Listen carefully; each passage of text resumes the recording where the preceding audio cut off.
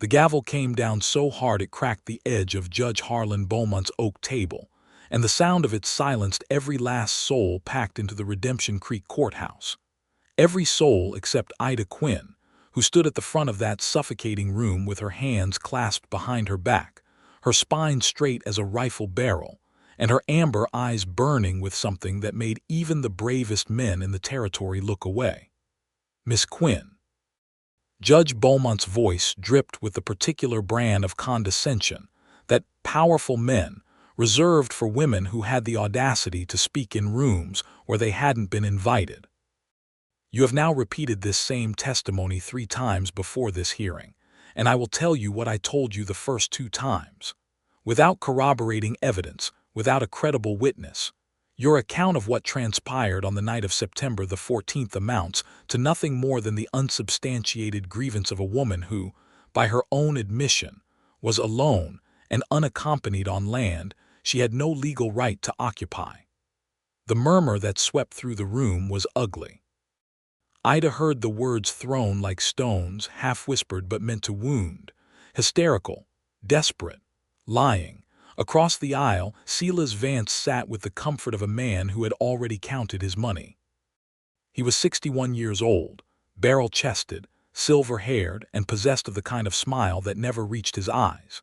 He wore his wealth like armor, a tailored suit that cost more than most homesteaders in Redemption Creek earned in a full year.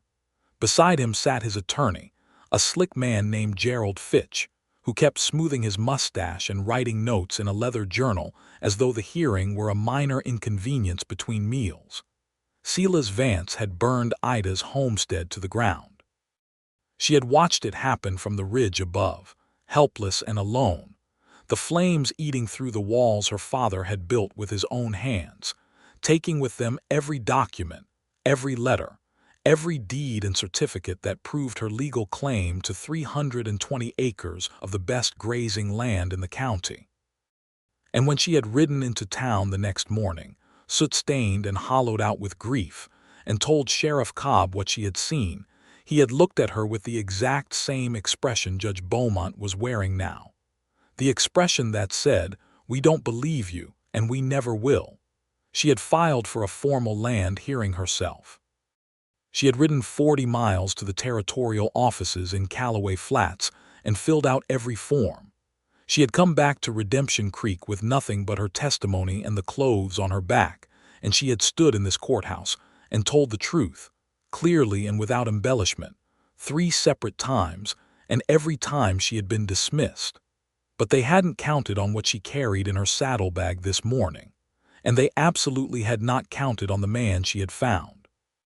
"Your Honor," Ida said, and her voice did not tremble, it never trembled, "I would like to call my witness." Beaumont blinked. Fitch's pen stopped moving. Even Silas Vance shifted slightly in his chair, and though he kept his smile fixed in place, something moved behind his eyes, something that looked, to Ida Quinn's very precise and very trained observation, like the first thin crack of fear. "You have no witness on record," Fitch said quickly, standing. "She submitted no witness list, Your Honor. This is highly irregular." "Sit down, Mr. Fitch," the judge said, because even Harlan Beaumont, corrupt as he was, could not afford to be seen openly flouting his own procedural rules in a room full of 50 witnesses. He looked at Ida with narrowed eyes. "Miss Quinn, you understand that introducing a surprise witness at this stage is extraordinarily legal," she said. "I checked. Section 14 of the Territorial Hearing Code permits the introduction of testimony from any party present in this room at the time of the hearing. I read the code myself, Your Honor, all of it."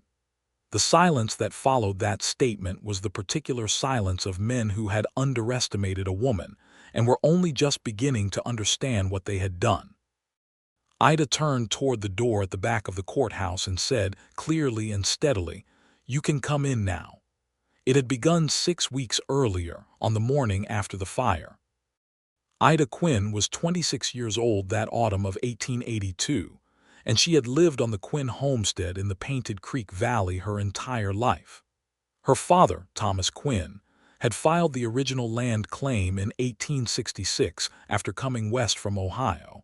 and he had built everything on that property with nothing but stubbornness and a strong back. Thomas Quinn had also been, in Ida's considered opinion, the finest surveyor in the New Mexico territory, and he had taught his only daughter everything he knew, not because he had planned to. Not at first. In the beginning, Thomas had taught Ida out of necessity. Her mother had died of fever when Ida was 8 years old, and her 2 older brothers had gone east for education and never come back, which left Thomas Quinn with a daughter who followed him everywhere and asked questions about everything. He had tried to discourage it. He had suggested she learn to sew and cook and keep a house, and she had learned those things too, competently and without complaint. But she had also followed him out to the surveying lines with her small, serious face and her questions, and eventually Thomas had stopped fighting it. By the time Ida was 14, she could operate a surveyor's transit with more precision than most men in the territory. By 16, she understood the mathematical principles behind chain surveying, compass traverses, and triangulation well enough to teach them. By 20, she had assisted her father on 3 formal government surveys for the Territorial Land Office and had been quietly credited in 2 of them, though her name had appeared in no official documents because no one had wanted to explain to anyone why a woman's name was attached to federal survey work. Thomas Quinn had died of a bad heart in the spring of 1882, leaving Ida the homestead and 320 acres of land that sat directly between Silas Vance's cattle empire and the only reliable water source for 40 miles in any direction. Silas Vance had offered to buy the land twice before Thomas died. Thomas had refused both times. After Thomas died, Vance had made the same offer to Ida, and Ida had refused him with even less ceremony than her father had used. 3 months later, on the night of September the 14th, 1882, Ida had come home from a late evening survey run along her eastern fence line to find her house burning from 4 separate points of ignition simultaneously. She was a surveyor's daughter. She understood angles, distances, and patterns. She knew exactly what 4 simultaneous ignition points meant. She had hidden in the rocks on the ridge above and watched the men do it. She had counted them. 6 riders, and at the center of them, a large silver-haired man on a bay horse who had stood back and watched the flames with his arms folded across his chest, and something ugly and satisfied in the set of his shoulders. She had recognized Silas Vance. She had memorized everything she observed. She had ridden into town in the gray hour before dawn and given her account to Sheriff Cobb, who had written down approximately none of it and told her to get some rest. The next 6 weeks had been the most difficult of her life. She had been staying in a rented room above the Redemption Creek dry goods store, paying for it with the small amount of cash she had kept in a leather pouch in her saddlebag, because Ida Quinn never kept all her important things in one place. She had her instruments, her field notebooks, her compass, and her money, and she had carried all of them away from the homestead on her horse that night, because she was the kind of person who never left for a late surveying run without being prepared to not come back immediately. It was this same quality, this hard-edged practicality that some people called coldness and others called strength, that had led her to the Territorial Law Library in Callaway Flats, where she had read every page of the relevant land hearing codes and prepared her case with the same methodical precision she applied to a survey traverse. What she had not been able to manufacture was a witness. She had one piece of physical evidence. In the field notebook she had carried with her that night, she had made a sketch map of the burning homestead with compass bearings recorded, the positions of the riders noted, the distances estimated using her trained surveyor's eye. It was detailed and it was accurate and it was hers. But Fitch had already argued at the second hearing that a sketch made by the claimant herself proved nothing. He was right, technically. She needed someone else. Someone who had seen what she had seen. She had spent 2 weeks riding every road and trail within 10 miles of the homestead, asking every ranch hand, every passing traveler, every homesteader she could find whether they had seen anything on the night of September the 14th. She had asked at the Comanche Springs trading post. She had asked at the line shack near the eastern mesa.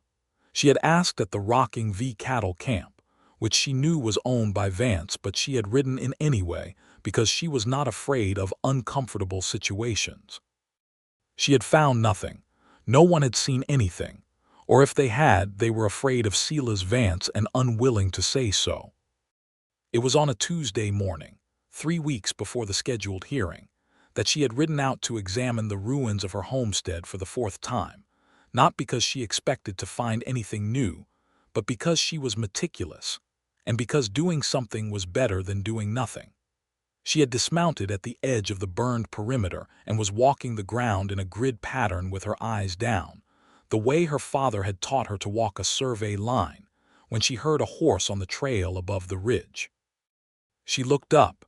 The man on the trail was not anyone she had seen before. He was riding a large gray horse with the easy posture of someone who had spent most of his life in the saddle, and he was leading a second horse loaded with supplies. He was broad-shouldered and darkly tanned, with dark hair under a battered hat, and several days of beard on a jaw that looked like it had been carved from the same stone as the mesa behind him. He appeared to be somewhere in his early to mid-30s. He reined in his horse when he saw her standing in the ash and said nothing for a moment, which was unusual. Most men who encountered a woman alone in a burned-out homestead said something immediately, usually something along the lines of, "Are you all right?" or "What happened here?" This man just looked and looked carefully as though he were taking a precise inventory of the scene in front of him. "Prescott," he said finally, which was not at all what she had expected. She stared at him. "I beg your pardon, Elias Prescott," he said. "I was riding for the Rocking V until about a month ago. I need to know if you're Ida Quinn before I say anything else."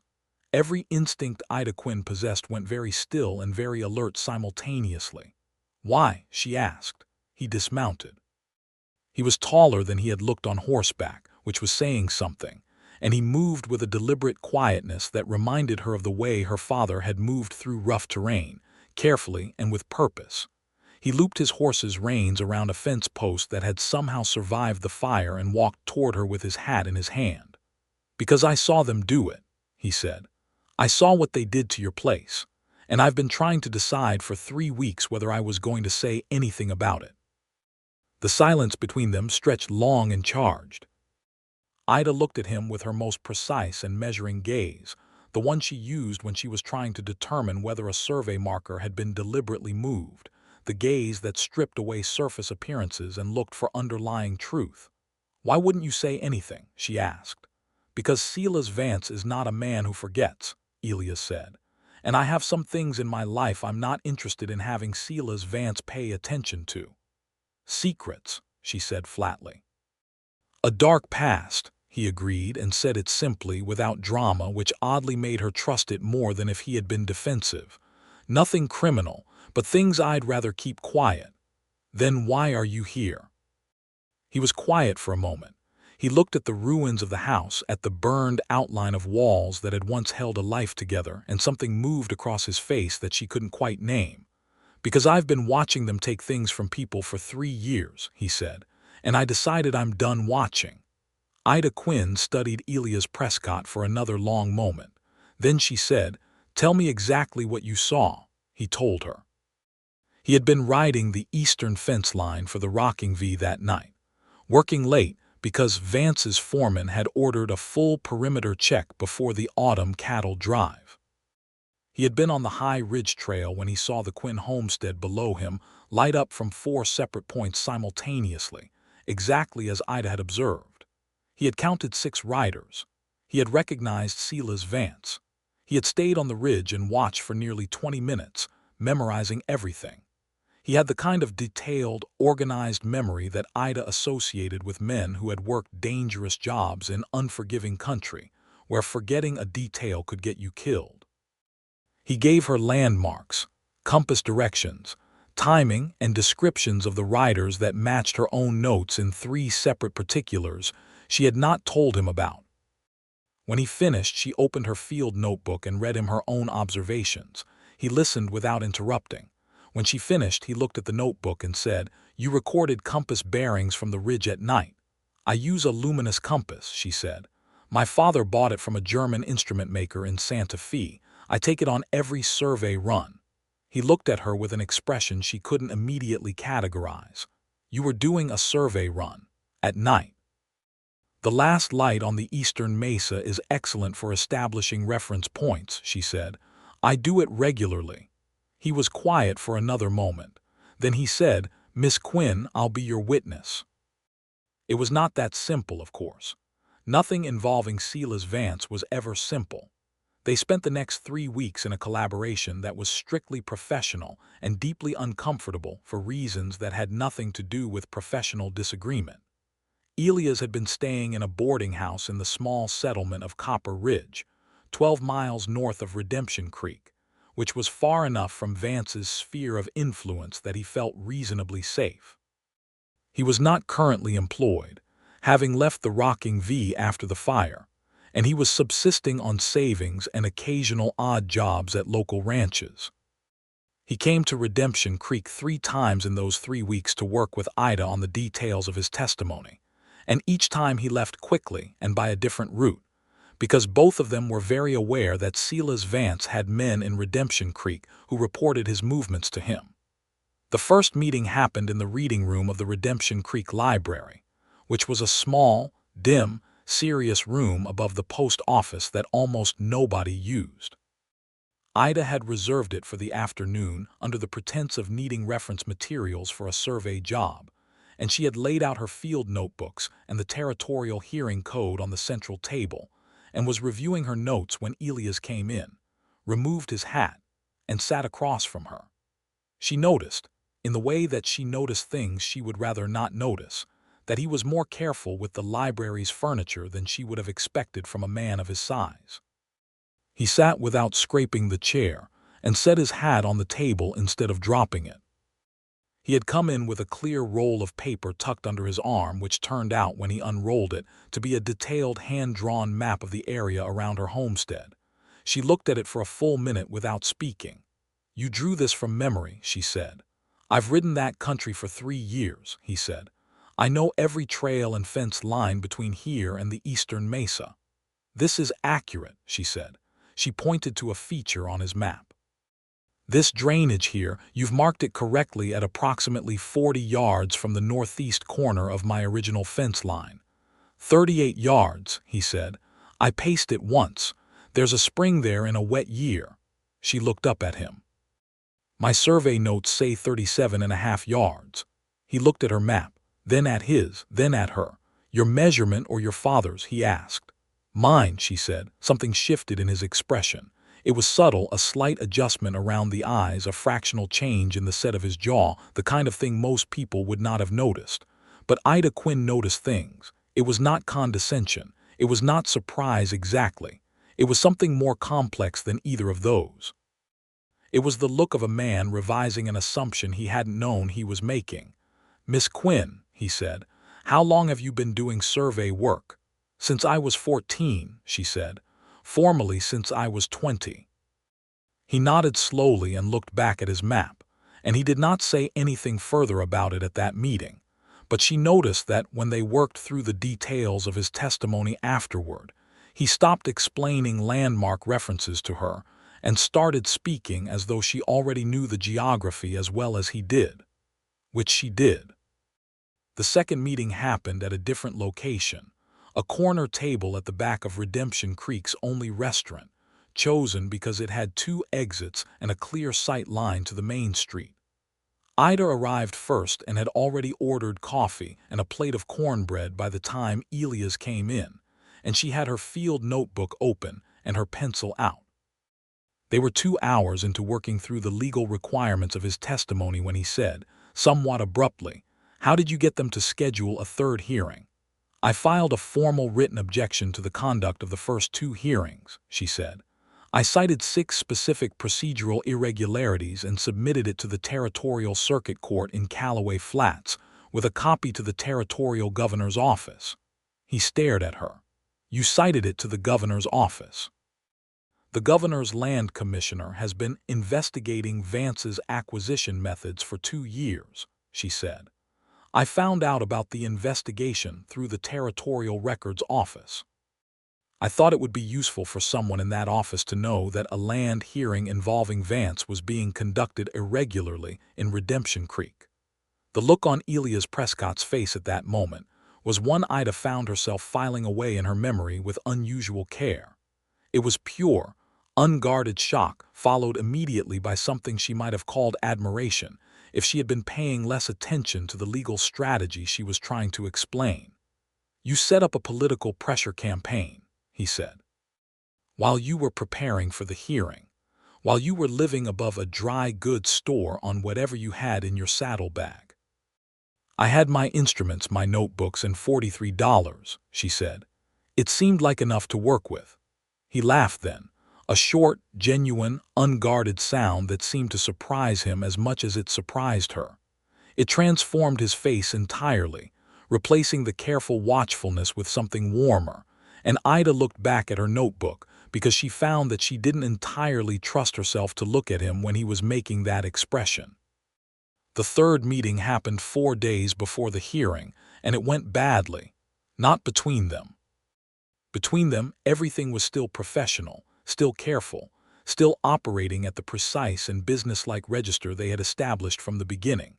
The problem came from outside. Ida was walking back to her rented room from the library at dusk when 2 men stepped out of the alley beside the dry goods store and stood in her path. She recognized one of them, a rocking V-hand named Burl who she had seen several times around town. The other was a stranger. "Mr. Vance would like a word," Burl said.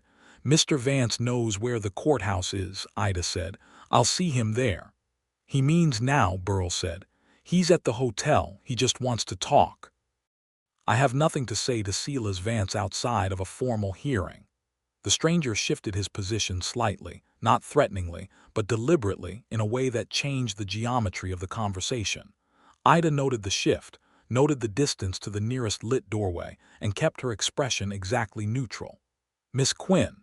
Burl's voice carried what he probably thought was gentle persuasion. "Mr. Vance is a generous man to people who are reasonable. He's prepared to offer you a settlement. Cash money and a proper title to 40 acres in the North Valley. That's a good piece of land." "The North Valley land is poor grazing and no water," she said. "Tell Mr. Vance I am not interested." She walked around them. She walked because running would tell them something about her state of mind she didn't want them to know. She walked directly to the sheriff's office, not because she expected any help from Sheriff Cobb, but because going there made her route unpredictable and she wanted to think. She sent a message to Elias at his boarding house that night through the post rider, using a brief and deliberately neutral wording that told him only that the situation had become more pressured and that they needed to be careful until the hearing. His response arrived the next morning. It was 3 lines. "I'll be there. I know what I saw. Don't let them make you doubt that." She read it twice and then put it in her field notebook between 2 pages of survey calculations, where it remained for a very long time afterward. The night before the hearing, Ida did not sleep. She sat at the small table in her rented room with a single oil lamp and reviewed everything, all of it, her testimony, the relevant code sections, her field sketch maps, the notes she had compiled on Vance's prior land acquisitions. She was not reviewing because she had forgotten anything. She reviewed because the act of review was calming, because it transformed anxiety into precision, and because she had learned from her father that the only honest answer to being afraid was to be prepared. At some point past midnight, she stopped reviewing and simply sat with her hands around her coffee cup, which had gone cold, and looked at the wall. She thought about the homestead. She thought about the particular quality of light in the valley in early morning, the way the grass caught the horizontal rays and turned briefly golden before the sun climbed too high. She thought about her father standing at his transit, one eye closed, the other focused with absolute concentration on a distant marker, and the quiet satisfaction on his face when a measurement came out right. She thought, unexpectedly and not entirely comfortably, about Elias Prescott, and the way he had laughed in the restaurant when she told him about writing to the governor's office. The way it had transformed his face. She pushed that thought aside very firmly and reviewed her notes one more time. The morning of the hearing was clear and cold, the sky that deep October blue that made the Mesa country look like a painted backdrop. Ida rode to the courthouse on her own horse, a solid bay mare named Compass, dressed in her best clothes, which were plain and dark and well-fitted, because she understood that how you presented yourself in a room that had already decided to dismiss you was a form of argument.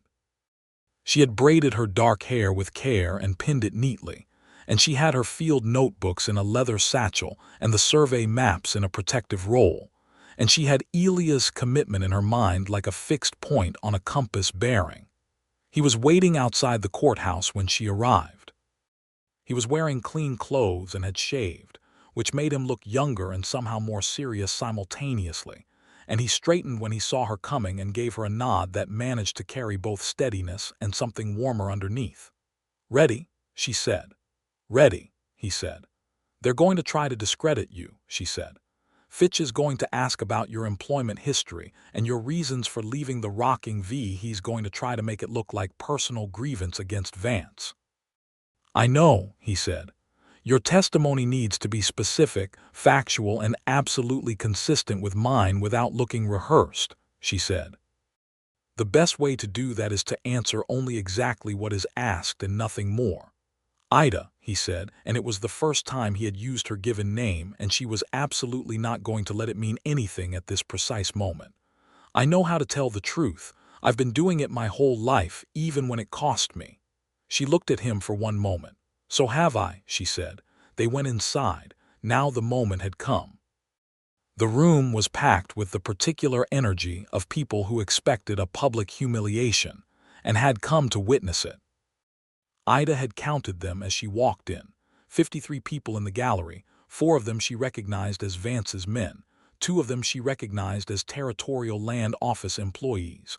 1 of them, a thin man in a gray coat in the back row, she recognized as a correspondent for the Callaway Flats Territorial Register. Judge Beaumont had his gavel and his contempt. Gerald Fitch had his leather journal and his practiced dismissiveness. Silas Vance had his certainty. None of them had expected a witness. "You can come in now," Ida said. The courthouse door at the back opened and Elias Prescott walked in. The reaction from Silas Vance was not large. It was not a gasp or a shout or any dramatic physical display. It was a stillness, a sudden and total cessation of movement that Ida, watching from across the room with her precise and observant eyes, noted with deep satisfaction. It was the stillness of a man who had just felt the ground shift underneath him in a way he had not anticipated. Gerald Fitch was on his feet immediately. "Your Honor, this individual is not on any submitted witness list. This is a procedural, as I have already noted," Ida said clearly. "Section 14 of the Territorial Hearing Code permits the introduction of testimony from any party present in the room. Mr. Prescott is present. He will be my witness." Beaumont was looking at Vance. The look lasted only a fraction of a second, and then his gaze snapped back to the front. But Ida had seen it, and she was quite certain the man in the gray coat at the back had seen it too, and she filed that observation away for future use. "You may call your witness, Miss Quinn," the judge said. Elias walked to the front of the room with the same deliberate quietness he applied to everything, and took the witness position, and looked at Judge Beaumont with the level gaze of a man who had absolutely nothing to hide and was extremely tired of people who did. The oath was administered. Ida stood before him and asked her questions with the same methodical precision she applied to a survey traverse. One point established firmly before moving to the next, nothing assumed, everything explicit. "What was your position at the Rocking V cattle operation as of September 1882? Where were you and what were you doing on the night of September the 14th? Describe what you observed from the ridge trail at approximately 9 o'clock that evening. How many riders did you observe? At what distance from your position was the burning structure? Did you recognize any of the individuals present at the scene? How certain are you of that identification? Elias answered each question exactly as they had prepared, not robotically, not rehearsed sounding, but with the particular credibility of a man who was simply describing things he had seen. He was specific about distances and positions. He was precise about timing. When Ida asked him to confirm the compass bearings from his position on the ridge, he gave them without hesitation, and Ida turned to the judge and laid her field sketch map on the evidence table and pointed to the notations she had made that night, which corresponded exactly. The room was very quiet. Gerald Fitch took his turn with the cross-examination, and he was good at it, the way a fox is good at working a chicken yard. He probed Elias' reasons for leaving the rocking V. He suggested personal animosity toward Vance. He questioned why Elias had waited 3 weeks before coming forward. Elias answered without anger and without apology. He said that he had left the rocking V because he had been uncomfortable with certain instructions he had received, which he declined to detail without a direct order from the court. He said that he had no personal grievance against Silas Vance, beyond the observation that Vance was a man who operated outside the law. He said that he had come forward when he learned that Ida Quinn's testimony was being dismissed, because he had been present that night and he knew what he had seen, and he was not willing to let a woman lose her land because powerful men had decided her account was inconvenient. "You understand," Fitch said in his most smoothly contemptuous voice, "that your testimony here today, which conveniently appears at the last possible moment, without prior notice, from a man who was employed by the opposing party, who has no corroborating documentation, who cannot provide. He can provide exactly the same documentation that I provided," Ida said. Beaumont started to speak, and she spoke over him, which was technically improper, and she knew it and did not care. "He can provide his own contemporaneous field notes," she said, and she looked at Elias, and Elias reached into his jacket and produced a folded piece of paper, and when it was unfolded, it turned out to be the hand-drawn map he had shown her at their first meeting, with notations on it that she had seen him add in the margin as they worked, the times and positions and landmarks recorded in his own hand. He handed it to the bailiff, who handed it to the judge, and Judge Beaumont looked at it for a long time without speaking. Fitch tried twice more. He argued that the map could have been fabricated. He argued that the two witnesses could have coordinated their testimony. Each time, Ida responded with a specific reference to the relevant code section or evidentiary standard that addressed his objection, and each time Beaumont sustained her position, because by now the room was watching him very carefully and he knew it, and the man in the gray coat at the back had his notebook out and was writing in it with evident speed. The hearing recessed for 45 minutes. When Beaumont returned, he looked like a man who had spent 45 minutes in a very uncomfortable conversation with his own conscience, or possibly with the knowledge that a territorial newspaper correspondent was sitting in his courtroom taking notes. "This hearing finds," he said, his voice completely flat, "that the testimony of Ida Quinn is corroborated by independent witness evidence and contemporaneous documentation. The title dispute over the Quinn homestead parcel, 320 acres in the Painted Creek Valley, is hereby referred to the Territorial Land Commissioner's Office for formal investigation. Pending that investigation, no transfer of title or possession of said parcel may occur. This hearing is adjourned." The gavel came down, and Silas Vance, for the first time in 20 years of operating in the New Mexico territory, left a courthouse room before his adversary did. Ida stood very still for a moment. She had won, technically. She had won the first round. The land was not hers yet, not formally, not fully. That would take the territorial investigation, and that could take months. But Silas Vance had not won. And in this county, in this courthouse, with this judge and this history, not winning was an extraordinary thing. She became aware that she was trembling slightly, not from fear, from the controlled release of 6 weeks of compressed tension, and she sat down in the nearest chair and put her hands flat on the table and breathed deliberately. Elias was beside her in a moment, not touching her, not saying anything immediately, just present in the way that large, steady things are present, like a rock wall or a well-built fence, solid and without drama. "You did it," he said quietly. "We did it," she said. "I couldn't have done it without your testimony." "You did the hard part," he said. "You built the case. You filed the objections. You knew the law. You're being modest." "I'm being accurate," he said. She looked up at him, and the expression she found on his face was the same one she had filed away from the restaurant. That particular quality of warmth and regard that she had been very carefully not looking at directly for 3 weeks. It was harder to avoid now, in the aftermath, when her defenses were lower, and the tension had partially released, and she was sitting in a chair being slightly unsteady, and he was standing next to her looking at her as though she were something worth looking at. "Thank you," she said, genuinely. "You're welcome," he said, genuinely. The territorial investigation, as expected, took time. It took 4 months, through the autumn and into winter, and in those 4 months several things happened in sequence. The first thing that happened was that the Callaway Flats Territorial Register published a story about the hearing under the byline of the man in the gray coat, whose name turned out to be Franklin Arce, and the story described Silas Vance's land acquisition methods in enough detail that it was picked up by 2 territorial papers, and eventually by a paper in Santa Fe.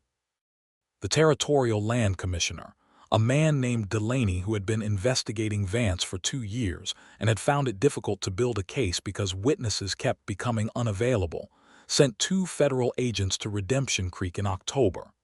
The second thing that happened was that Elias Prescott did not leave Redemption Creek. This surprised Ida, though she tried to tell herself it didn't. She had assumed, after the hearing, that he would ride on. He was not from Redemption Creek. He had no apparent ties to it beyond having worked at a ranch he had already left. There was nothing to keep him there, and yet he stayed. He took a job at the livery stable, which was not what a man of his particular competence was suited for, but it was honest work, and it kept him in town. He repaired saddles in the evenings for extra income and did occasional fence-riding work for the smaller ranches nearby.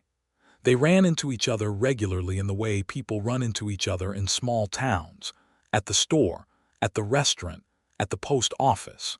In the beginning, these encounters were brief and friendly and carefully neutral. Then they became slightly longer. Then they started happening at the library on Tuesday afternoons, which might have been coincidence the first time, and was clearly not coincidence by the third time. It was at the library on a Tuesday in late October, 2 weeks after the hearing, when Ida was working on a surveying contract for a rancher named Hooper who wanted his northern pasture lines formally measured, that Elias sat across from her and watched her work for a few minutes and then said, "Can I ask you something?" "You can ask," she said. "How does it work? The survey calculation. I can read a map, but I don't understand how you get from what you see in the field to what's on paper." She looked up from her notes. There was no condescension in the question. There was no pretense. He was simply asking to understand. She explained it to him. She explained triangulation, and how a series of measured angles and distances could be used to establish the precise location of any point relative to any other point. She explained how a theodolite worked, the way it measured horizontal and vertical angles simultaneously, and how those measurements, combined with a known baseline distance, could produce a map of extraordinary accuracy. She explained the mathematics of it in plain terms, without simplification, but also without the technical jargon that existed to exclude rather than clarify. He listened with complete attention. He asked 3 questions, each of which was better and more incisive than the last, the kind of questions that showed he was actually processing what she said and not just waiting for her to finish. "So when you gave the compass bearings in the hearing," he said, "you were establishing your position on the ridge as a survey reference point." "Exactly," she said. "I had a known position relative to the homestead fence corners because I had surveyed that fence line myself. My position gave me a datum. The datum made my observations precise rather than approximate. And Fitch didn't know that, he said. He assumed my field notes were informal observations, she said. They weren't. They were a survey. Elias looked at her with that expression again and said, Ida Quinn, you had that case built before Fitch even understood what kind of case it was. That was the idea, she said. He smiled, and she smiled back, and it was different from the careful professional smiles they had been exchanging for 3 weeks. It was more natural and less guarded, and it lasted slightly too long before both of them looked back at their respective work. In November, the federal agents came to Redemption Creek and began interviewing people. Ida gave them a formal statement that took 3 hours. Elias gave them one that took nearly 4. They sat in the same waiting room outside the agent's temporary office at different times, and when Elias came out and found Ida still waiting, he sat next to her and said, They're thorough. Good, she said. They asked me about every conversation I'd heard at the Rocking V for 3 years, he said. I told them everything I could remember. That's what I did, she said. They walked out together when she was done and stood on the main street of Redemption Creek in the cold November light, and he said, Can I buy you dinner? She looked at him. Is this a professional discussion? No, he said, it's not. Then yes, she said, you can. It was the beginning of something, though Ida, being Ida, refused to name it or categorize it for several weeks after that. She was not accustomed to the particular vulnerability of caring about something she hadn't surveyed and measured and prepared for. She knew how to move through dangerous country alone. She was less practiced at moving through dangerous emotional country with company. Elias, for his part, was patient. He was not a man who rushed. He had lived a careful life in rough country, and he understood that the most important things required the most careful attention. He also seemed, in some way Ida found both irritating and reassuring, to understand her particular character exactly, the independence and the intensity and the tendency to turn everything into a precise calculation, and he did not try to soften any of it or suggest she ought to be different. He told her, over dinner one evening in December, something about his dark past, which turned out to be considerably less dramatic than the phrase suggested. He had grown up in Colorado, the son of a miner who had drunk away every stake he ever made. He had left home at 16 and spent his 20s moving through the territory doing whatever work was available, cattle driving, fence riding, some scouting work for a government survey team, which is where he had learned to read maps and terrain with the precision she had noticed. He had come to Redemption Creek 3 years ago looking for stable work and found it at the Rocking V, and had been there until the night he watched the homestead burn and understood what he was working for.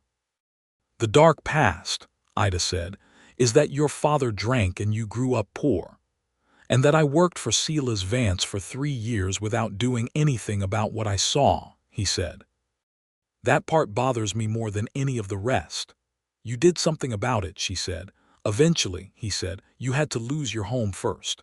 Yes, she said, but I had already lost the person who made it home. My father died in March. I've been living in the aftermath of that for months already. He was quiet for a moment. I'm sorry about your father, he said. He was the best man I've known, she said. He was not perfect. He was stubborn and he worked too hard, and he never once sent a letter to my brothers after they left. But he taught me everything I know about how to be precise and honest, and those are the things that have kept me alive these past months. He sounds like a good father, Elias said. He was, she said. He also, she added, did not see anything strange about teaching a girl to survey, which in 1870 made him one of the more unusual men in the territory. Do you think he knew, Elias asked, that you'd end up using it the way you have? I think he knew I'd use it for something, she said. He told me once that precision is the only real protection against the people who want to take things from you. If you know exactly where the line is, no one can tell you it's somewhere else. Elias looked at her across the table and said, quietly, he sounds like he was right. The investigation concluded in February of 1883. The Territorial Land Commissioner's office filed formal charges against Silas Vance for fraudulent land acquisition in 3 counties, arson in connection with the Quinn homestead, conspiracy to obstruct justice, and several other charges that Ida read through with the same methodical attention she gave to survey reports. Vance's properties were frozen pending trial. His cattle operation was placed under temporary receivership. The formal title to the 320 acres in the Painted Creek Valley was returned to Ida Quinn in February, on a cold, clear morning when the federal agent came to the Redemption Creek post office and handed her a document with an official seal on it and said, "Miss Quinn, this is yours." She held the document and read every word of it twice. Then she folded it and put it in her satchel next to her field notebooks and said, "Thank you, Agent Morrison." She walked out of the post office and Elias was on the sidewalk outside, because she had told him what time the agent was expected and he had simply shown up. And when she came through the door and he saw her face, he smiled. And she went to him, which was the most direct and unplanned thing she had done in months, and he wrapped his arms around her and she let him, which was the second most unplanned thing. They stood like that on the main street of Redemption Creek for a full minute, and Ida Quinn, who had been managing alone and with absolute composure for most of a year, let herself be held, and it was not weakness. She had decided some time ago that letting someone hold you when you had survived something hard was not weakness. It was accuracy. It was an honest response to the actual state of things. "It's mine again," she said, against the rough fabric of his coat. "It was always yours," he said. The rebuilding took most of the spring and into the summer of 1883.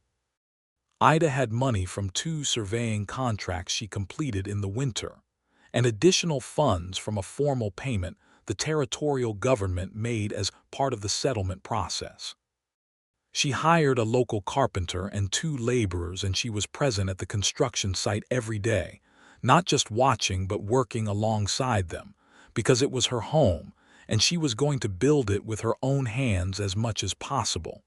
Elias helped. He did not make a ceremony of it.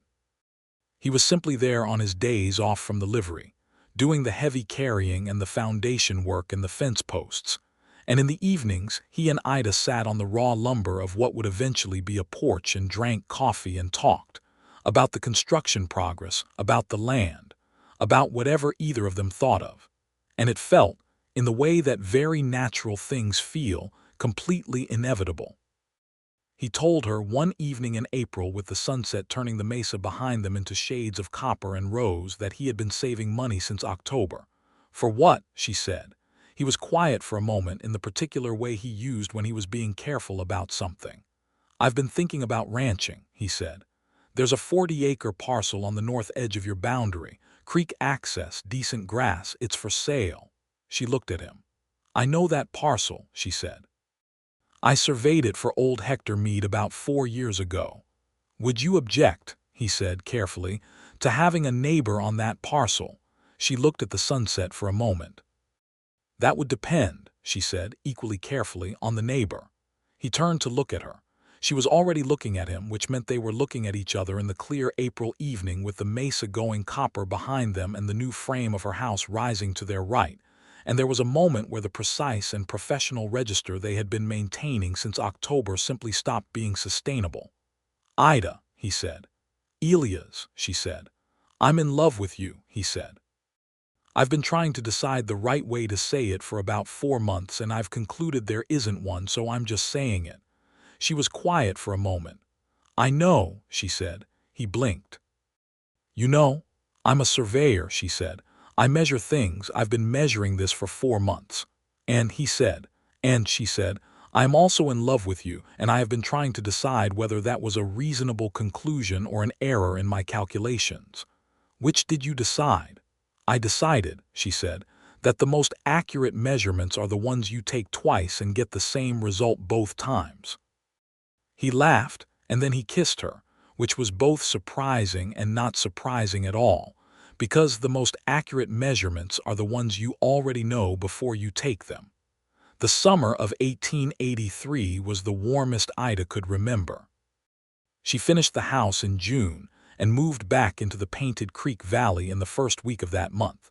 And the morning she woke up in her own house again, in the room she had reclaimed from ash and loss and bureaucratic obstruction, and looked through the window at the valley in early light with the grass going gold and the creek visible at the bottom of the slope.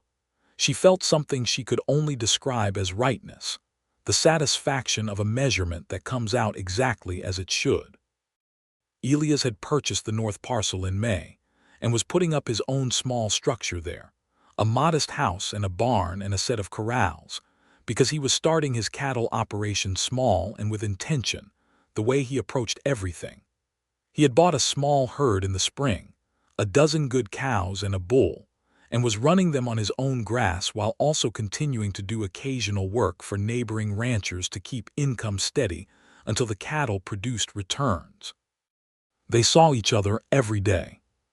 Sometimes he rode down to her valley, and sometimes she rode up to his parcel, and sometimes they met at the boundary fence that separated their properties and talked over the top rail in the way that neighbors do, except that they were not exactly neighbors and both of them knew it. He asked her to marry him on a Sunday afternoon in July.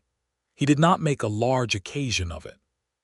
He came to her house with a pie that he had bought from the Redemption Creek Bakery, which was both practical and endearing, and after they ate it on the porch he said, without preamble, "I want to spend my life with you. I'd like to marry you if you'll have me." Ida considered this for a moment. She had been considering it in the back of her precise and organized mind for several months. She had turned the question over from several angles as she turned all important questions, and she had looked at it for hidden problems and structural weaknesses, and she had found none. "I have conditions," she said. "I expected you would," he said, without any note of complaint. "The land stays in my name," she said. "Both parcels, mine and yours. If we combine them eventually for efficiency, the deed has both names." "Agreed," he said. "I keep my surveying work," she said. "I will not stop working because I'm married." "I never expected you to," he said, and sounded genuinely puzzled by the idea. "Why would I want you to stop doing something you're excellent at?" She looked at him. "Most men would." "I am not most men," he said, not with arrogance but with the same simple directness he used for everything. "No," she said, "you're not." "Any other conditions?" he said. "Not currently," she said. "I reserve the right to add them as needed." "Naturally," he said. "Then yes," she said, "I'll marry you." He smiled, that genuine, unguarded smile that she had been cataloging since their second meeting, and reached across and took her hand. And she turned her hand over and held his. And they sat on her porch in the July sun with the valley below them and the mesa above, and the creek making its steady sound in the distance. They married in September of 1883, on a Saturday, in the Redemption Creek Courthouse, which Ida chose deliberately and with some satisfaction. Judge Beaumont had resigned his position in June after a territorial ethics investigation, and the new circuit judge was a younger man named Aldrich, who Ida had heard good things about. He officiated the ceremony with warmth and no condescension, which was a significant improvement over his predecessor. The ceremony was small. Ida had no family local to her, her brothers having remained in the East and sent politely congratulatory letters that she read with affection and mild exasperation. Elias had no family nearby either, his mother having died some years ago and his father having disappeared into the drinking dens of the Colorado mining camps at some point in the past decade. They had friends, though. The Hooper family came, the ranchers whose land Ida had surveyed and who had become reliable neighbors. Franklin Arce, the journalist, came because he had stayed in the territory to cover the Vance trial and had become something of an irregular friend to both of them. The librarian, Mrs. Patience Kellerman, came because it was at her library that two people had built a case and apparently fallen in love, and she felt some proprietary interest in the outcome. Silas Vance's trial concluded in October of 1883. He was convicted on 5 counts including arson and fraudulent land acquisition. He was sentenced to 12 years in the territorial prison at Santa Fe. Ida read the verdict report in the territorial register, and then folded the paper and put it away and went back to the survey calculations she was working on, because Vance was not the organizing principle of her life and never had been. He was a problem she had solved. She had other things to do. The autumn of 1883 moved into a winter that was cold and bright and deeply satisfying. Ida and Elias had combined their domestic operations into her homestead house, which was larger and better sited, while maintaining his parcel for the cattle operation.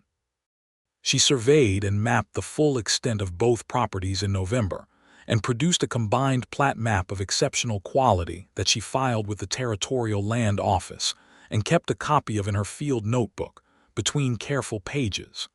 They talked every evening about the work of the day and the plans for the next season, and the things they thought about. Elias had a quality she had come to value more and more, the quality of genuine attention. When she explained a surveying problem or a mathematical approach to something, he listened the way he had listened that afternoon in the library, with the alert, building block quality of someone who was actually incorporating what they heard. He was not formally educated, but he was genuinely intelligent, and she found that intelligence more attractive than she had been prepared for. She had been prepared for his physical presence, which was considerable, and for his steadiness, which she had relied on since October of 1882. She had been somewhat prepared for the warmth that lived underneath his careful exterior. She had not been fully prepared for the particular pleasure of being with someone who could follow her reasoning, who pushed back intelligently when he disagreed, and who told her when she was wrong with the same directness she used on him. In December, she told him she thought she might be pregnant. She said it in the practical way she said most things, one morning over breakfast, and he put down his coffee cup and looked at her with an expression that moved through surprise into something so unguardedly joyful that it stopped her mid-sentence. "That's good news," he said. "That's very good news. It's only a possibility at this stage," she said, because accuracy mattered. "I want to be certain before Ida," he said. "Even as a possibility, it's the best news I've heard in months." She looked at him across the breakfast table in her rebuilt house in the valley her father had homesteaded, with the morning light coming through the window and the creek audible in the cold outside, and she felt the rightness again, the deep and accurate rightness of a life that had come out as it should. "All right," she said. "It's good news." Their son was born in August of 1884, in the rebuilt homestead in the Painted Creek Valley, delivered by the Redemption Creek doctor with the assistance of Mrs. Hooper, who had delivered 4 of her own children and was extremely calm about the whole process. Ida was not particularly calm, but she was precise and determined, which served her adequately. Elias was in the main room trying not to pace holes in the new floorboards and largely failing. The baby was healthy and loud, and had dark hair like his father and dark amber eyes like his mother. They named him Thomas Elias Prescott, for Ida's father, and for the man who had come forward on a cold October morning in the ruins of an ash field and decided that what he had seen mattered. Elias held his son in the late afternoon light and looked at him with an expression of complete and uncomplicated wonder, and Ida, tired from the morning and resting in the clean bed that Elias had remade with fresh linen at some point during the day, watched him and thought that this was the most precisely accurate thing she had ever measured. The years that followed in the Painted Creek Valley were years of building. Elias' cattle operation grew steadily, from the original 12 cows into a respectable herd that required 2 hired hands by 1886. He was careful about it, the way he was careful about everything, and the ranch turned a consistent profit without overgrazing the land or running into the debt that sank so many frontier operations. Ida's surveying work grew as well. The Territorial Land Office began contracting her directly in 1885, after her work on the Vance case had made her name known in the relevant official circles. She was one of the very few formally contracted female surveyors in the New Mexico Territory. a fact that she noted with dry satisfaction every time it was mentioned as unusual. She had an assistant by 1886, a young man fresh from the territory's first surveying program, who she trained with the same methodical patience her father had used on her. They had a second child in 1886, a girl they named Margaret, called Maggie from the day she arrived, who demonstrated from her earliest months a fierce interest in taking things apart to see how they worked, which both parents regarded with resigned amusement as the inevitable consequence of their combined character. Their life was not without difficulty. Frontier life in the New Mexico Territory in the 1880s was genuinely hard, and there were dry years and difficult winters, and the ordinary complications of two strong-willed people building a life together in close quarters. They disagreed, sometimes sharply, about ranch management decisions and survey contract prioritization, and the right way to respond to the new families settling into the valley around them. Ida's directness occasionally cut when she didn't mean it to, and Elia's instinct toward self-sufficiency occasionally made him distant when she needed him present. But they argued the way people argue when they respect each other, not to win but to understand, and they resolved their disagreements with the same precision and honesty they applied to everything else, and they came back to each other each time with a clearer map of who they both were. Franklin Arce came through Redemption Creek in 1887, working on a larger piece about land reform in the territory, and stayed for a week. He sat on their porch one evening and said, "You two are the most interesting couple I've met in 10 years of covering this territory." Because of the hearing, Ida said. Because of what came after, Arce said. Two people who each would have been perfectly fine alone who figured out something better together. Elias looked at Ida. Ida looked at Elias. It was the kind of look they exchanged regularly now, the shorthand of people who know each other very well and no longer need to translate everything into words. "He's not wrong," Elias said. "He rarely is," Ida said. "It's one of his more irritating qualities." In 1888, Ida completed the most significant surveying project of her career, a comprehensive cadastral survey of a large section of the territory commissioned by the Federal General Land Office. It was a 9-month project that required her to spend portions of several months in the field with her instruments and her assistant, working through country that was rough and remote, and occasionally actively dangerous. She came home from each field stint with new maps and new notebooks, and a new layer of weather on her face and the particular energized look she always had when she had been working on something difficult. Elias managed the household and the ranch during the months she was away with a straightforward competence that she was deeply grateful for, and told him so without embarrassment. Thomas, who was 4 and then 5 during this period, helped his father with the morning feeding with the serious purposefulness of a small person who understood that the animals needed attending. Maggie, who was 2 and then 3, helped by being enthusiastically in the way of everything and making it more complicated and more entertaining. When the survey was completed and submitted and formally accepted by the Federal Land Office, a letter of commendation came from the Surveyor General's office in Washington, addressed to Ida Quinn Prescott, which was the name on all her professional work.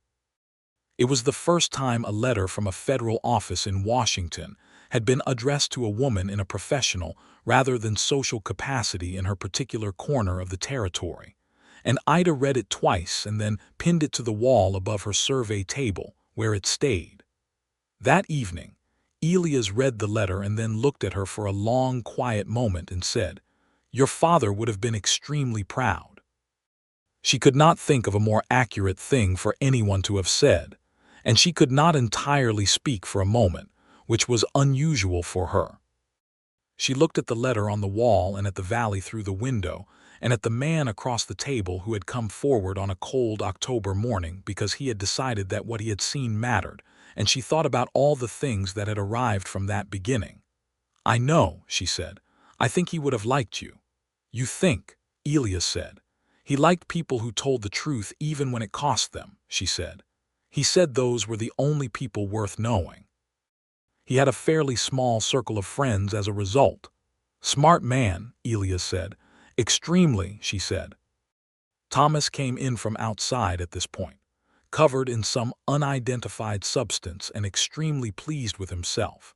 And Maggie came behind him also covered in the unidentified substance and also pleased. And Elias looked at Ida, and Ida looked at Elias, and the particular weighted quality of the moment dissolved into the ordinary warm chaos of their life, which was exactly as it should be. The new decade came in with a cold winter and a wet spring and a summer that was as fine as any Ida could remember, with the creek running full, and the grass in the valley thick enough that Elias' herd did well without supplemental feed, which was unusual and gratifying.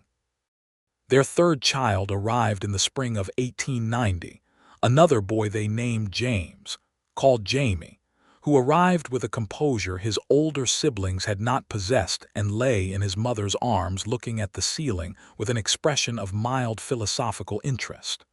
Redemption Creek grew in those years.